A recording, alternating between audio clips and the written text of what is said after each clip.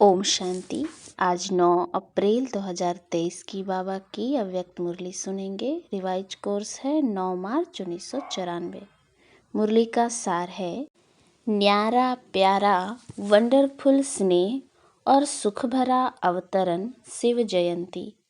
आज त्रिदेव रचता बाप अपने पूज्य शालिग्राम बच्चों से मिलने आए हैं। जैसे बिंदु ज्योति स्वरूप बाप की पूजा होती है, यादगार मनाते हैं, तो बाप के साथ साथ आप शालिग्राम आत्माओं की भी पूजा होती है। बाप एक त्रिमूर्ति शिव गाया और पूजा जाता है, और आप शालिग्राम आत्माएं अनेक हो, पूजा दोनों की होती है, क्योंकि बाप ने सभी बच्चों को अपने समान पूज्य बनाया है। कभी भी शालिग्राम को देखते हो तो क्या अनुभव करते हो? ये हम ही हैं ऐसे लगता है? तो बाप ने बच्चों को समान तो क्या, लेकिन अपने से भी श्रेष्ठ पूज्य बनाया है। बच्चों की पूजा डबल रूप में होती है। बाप की पूजा एक ही शिवलिंग के रूप में होती है। आप बच्चों की शालिग्राम के रूप में भी होती है और देव आत्माओं के रूप में भी होती है। बाप से भी ज़्यादा डबल रूप की पूजा के अधिकारी आत्माएं आप हो। जैसे डबल विदेशी कहलाते हो, तो डबल पूज्य भी हो, डबल ताजधारी भी आप बनते हो, निराकार बाप नहीं बनते। कहाँ कहाँ भक्त लोग शिव के प्रतिमा को ताज डाल देते हैं, क्योंकि ताजधारी बनाया है, इसीलिए कहाँ कहाँ ताज दिखा देते हैं।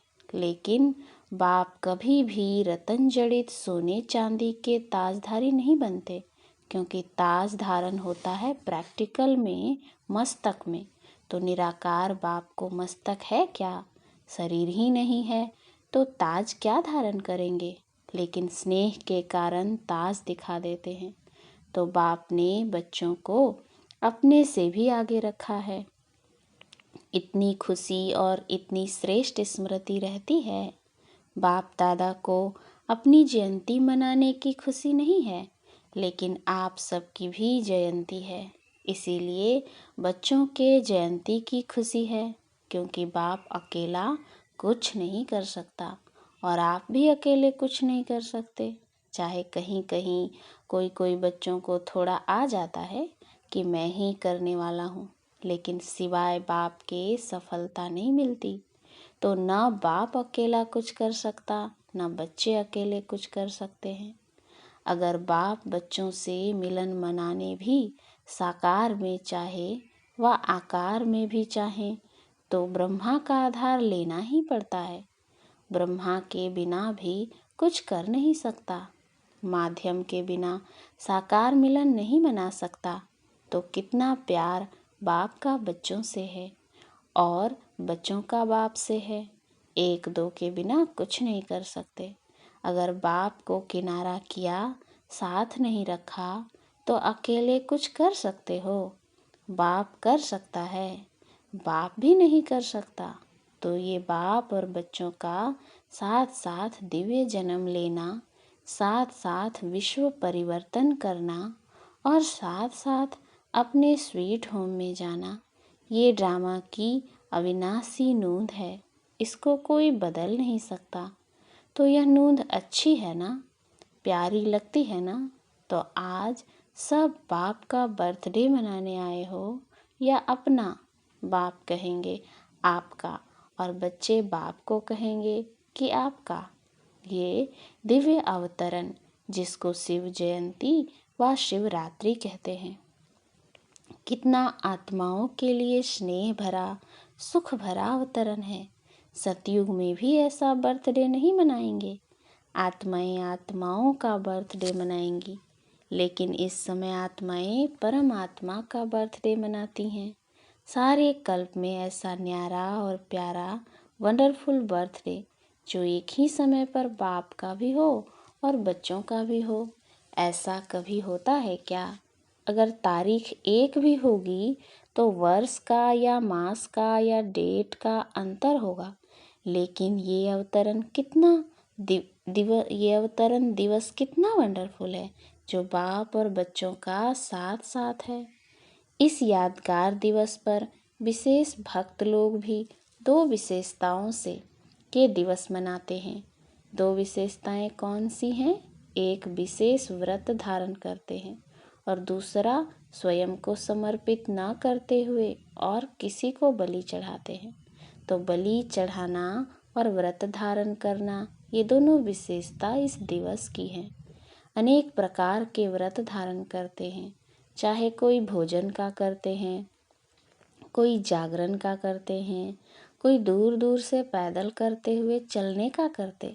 कितना भी थक जाएं, लेकिन व्रत अपना पूरा करते हैं। चाहे कितने दिन भी लग जाएं, कितना समय भी लग जाए, लेकिन व्रत नहीं छोड़ते। तो यह यादगार किससे कॉपी की? आपका है ब्राह्मण जीवन का व्रत और भक्तों का है एक दिन का व्रत। आपने भी जब ब्राह्मण जन्म व दिव्य बर्थ लिया तो क्या व्रत लिया? सदा अज्ञान नींद से जागरण का व्रत लिया ना, कि थोड़ा थोड़ा नींद करेंगे यह व्रत लिया, व थोड़े थोड़े झुटके खा लेंगे, ऐसे तो नहीं किया। तो आप सभी ने भी शिव जयंती व दिव्य बर्थडे पर जागरण का व्रत लिया, इसीलिए भक्त भी यादगार रूप में जागरण करते हैं। और आप सब ने भी शुद्ध भोजन का व्रत लिया, इसीलिए भक्त लोग भी कुछ भी हो जाए, चाहे बीमार भी हो जाए, तो भी अन्न के व्रत को तोड़ेंगे नहीं। तो आप सब भी कोई भी मन के आगे, तन के आगे परिस्थितियां आ जाए तो व्रत तोड़ते हो क्या? कभी कुछ मिक्स खा लिया, ऐसे करते हो क्या? कोई देखता तो नहीं, चलो खा लिया। अपना नियम पक्का रखते हो ना, कि कच्चे हो? कभी कभी देख करके थोड़ी दिल होती है। एक ही जैसा खाना खाते खाते कभी दूसरा भी खाने की दिल होती है। अच्छा, इसमें अमेरिका, ऑस्ट्रेलिया, यूरोप, एशिया व रसिया सभी पक्के हो ना, या थोड़ा थोड़ा कच्चे हो? तो डबल विदेशी सभी पास हो गए, और भारत वाले तो पास हैं ही ना। भारत वालों को फिर भी सहज है, डबल विदेशियों को इसमें डबल मेहनत भी है, लेकिन पास हो इसकी मुबारक। तो एक बर्थडे की मुबारक, दूसरी पास होने की मुबारक, और तीसरी कभी भी हलचल में ना आए, सदा चल रहना, इसमें पास हो। इसमें कह देते हैं क्या करें सम टाइम। आज बाप दादा ने डबल विदेशियों के लिए बहुत रमणीक भाषा इमर्ज की, क्योंकि डबल विदेशी एंजॉय ज़्यादा पसंद करते हैं ना। कुछ होना चाहिए, कुछ एंजॉय हो, ऐसे शांत शांत क्या रहें। तो बाप दादा शिवरात्रि पर इन शब्दों का सभी से दृढ़ व्रत कराते हैं। व्रत लेने के लिए तैयार हो, या जब सुनेंगे तब कहेंगे कि ये तो थोड़ा थोड़ा मुश्किल है? पहले तो मुश्किल शब्द संकल्प में भी नहीं लाएंगे। यह व्रत लेने के लिए तैयार हो। तो बाप दादा ने देखा कि जब तक संकल्प में दृढ़ता नहीं, तब तक सफलता नहीं होती। संकल्प होता है लेकिन दृढ़ नहीं होता तो कमजोरी आती है। बहुत करके कमजोरी के यही शब्द कहते हैं कि क्या करें, व्हाट। तो अभी व्हाट नहीं कहना, लेकिन व्हाट के बजाय क्या कहेंगे? फ्लाई, उड़ना। तो जब भी व्हाट शब्द आए तो ब्राह्मण डिक्शनरी में व्हाट के बजाय फ्लाई शब्द है। दूसरा शब्द क्या बोलते हो? व्हाई। क्यों? तो व्हाई को क्या करेंगे? Bye bye. सदा के लिए बाय बाय करेंगे या थोड़े टाइम के लिए? और तीसरा शब्द क्या बोलते हो? हाउ। तो हाउ कैसे नहीं, ऐसे।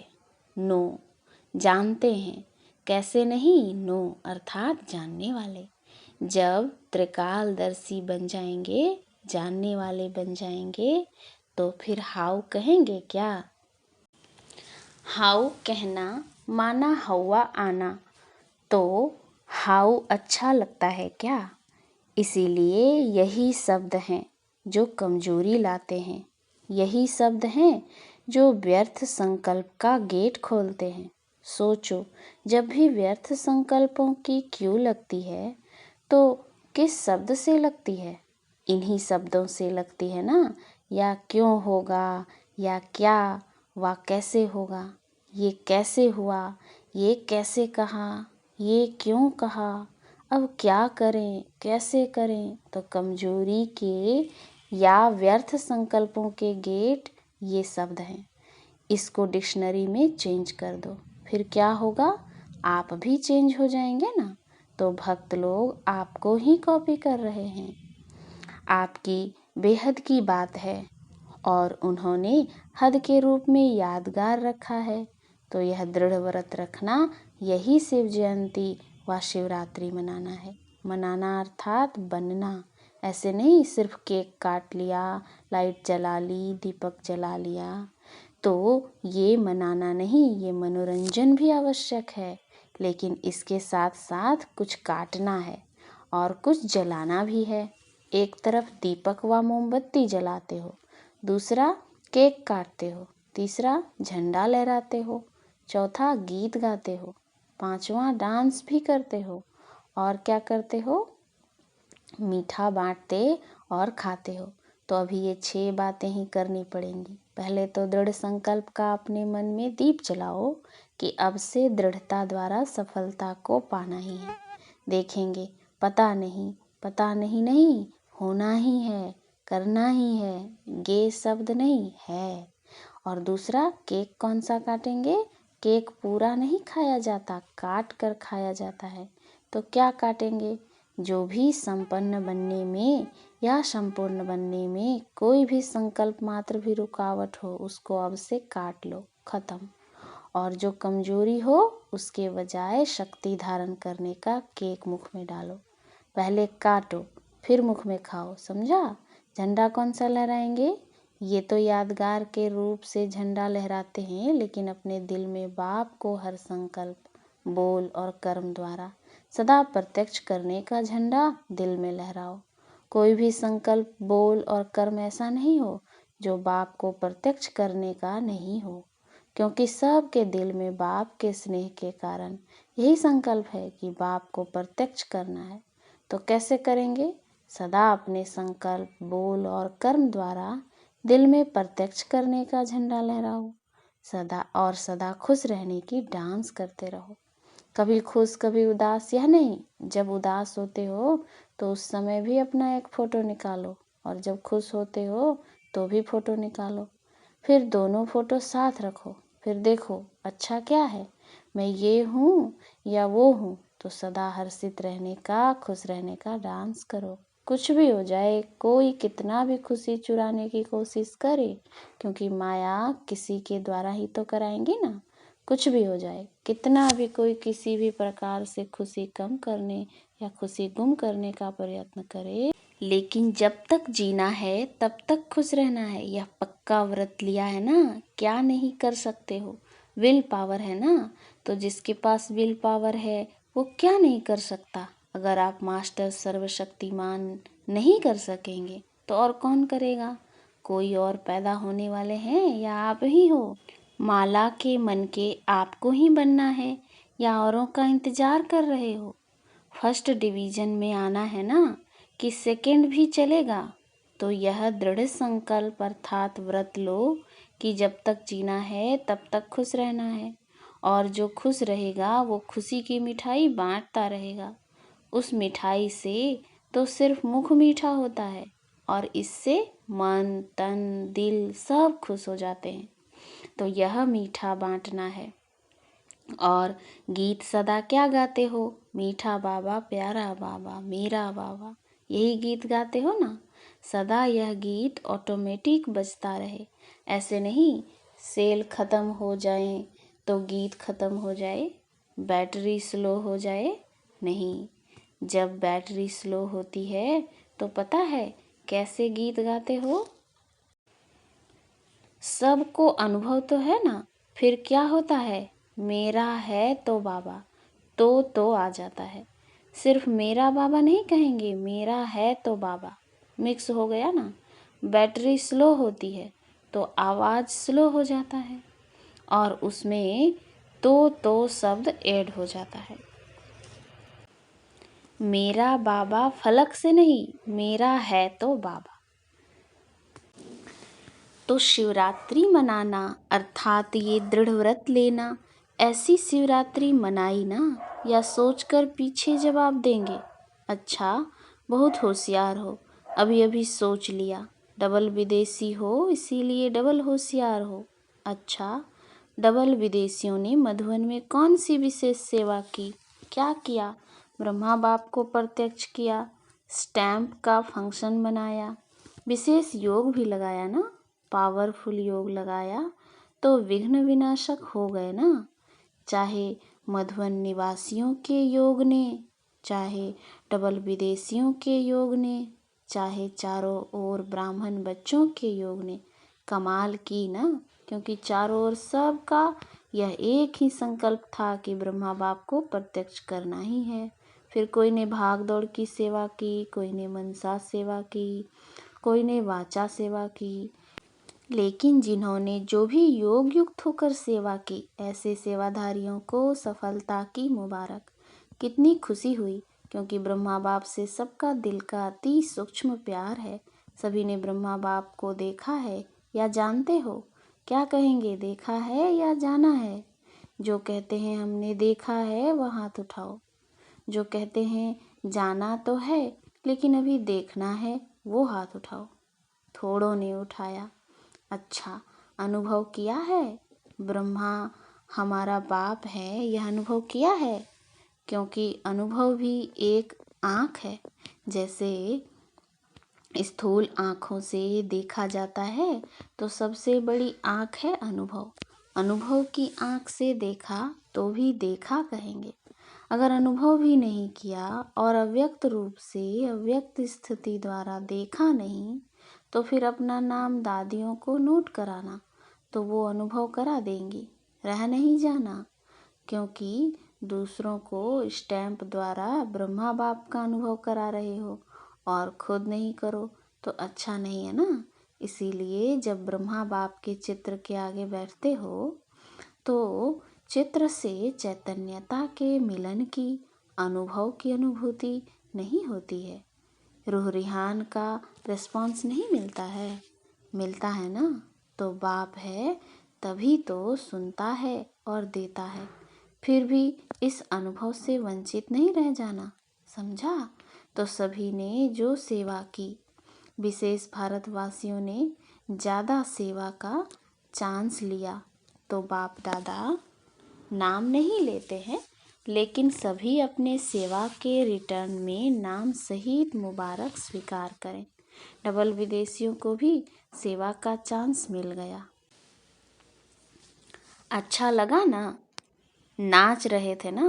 अच्छा, चारों ओर के ब्राह्मण जन्म के, दिव्य जन्म के अधिकारी आत्माओं को सदा बाप और आप साथ साथ रहने वाले समीप आत्माओं को सदा डबल पूज्य स्वरूप के स्मृति में रहने वाले समर्थ आत्माओं को सदा दृढ़ संकल्प व दृढ़ व्रत को निभाने वाले सफलता के अधिकारी आत्माओं को सदा खुश रहने वाले और औरों को भी खुश करने वाले खुशनसीब बच्चों को त्रिदेव रचता बाप की और ब्रह्मा बाप की विशेष बर्थडे की मुबारक भी हो, और याद प्यार भी। साथ साथ सर्वश्रेष्ठ आत्माओं को नमस्ते। हम रूहानी बच्चों की रूहानी बाप दादा को याद प्यार, गुड मॉर्निंग और नमस्ते नमस्ते नमस्ते। वरदान: अपनी श्रेष्ठ स्थिति द्वारा भटकती हुई आत्माओं को श्रेष्ठ ठिकाना देने वाले लाइट स्वरूप भव। जैसे स्थूल रोशनी लाइट पर परवाने स्वतः आते हैं, ऐसे आप चमकते हुए सितारों पर भटकी हुई आत्माएं फास्ट गति से आएंगी। इसके लिए अभ्यास करो, हर एक के मस्तक पर सदा चमकते हुए सितारे को देखने का। शरीरों को देखते भी ना देखो, सदा नज़र चमकते हुए सितारे लाइट तरफ जाए। जब ऐसी रूहानी नज़र नेचुरल हो जाएगी तो आपकी इस श्रेष्ठ स्थिति द्वारा भटकती हुई आत्माओं को यथार्थ ठिकाना मिल जाएगा। स्लोगन: सेवा के महत्व को जान, कोई ना कोई सेवा में बिजी रहने वाले ही ऑल राउंड सेवाधारी हैं। अच्छा, ओम शांति।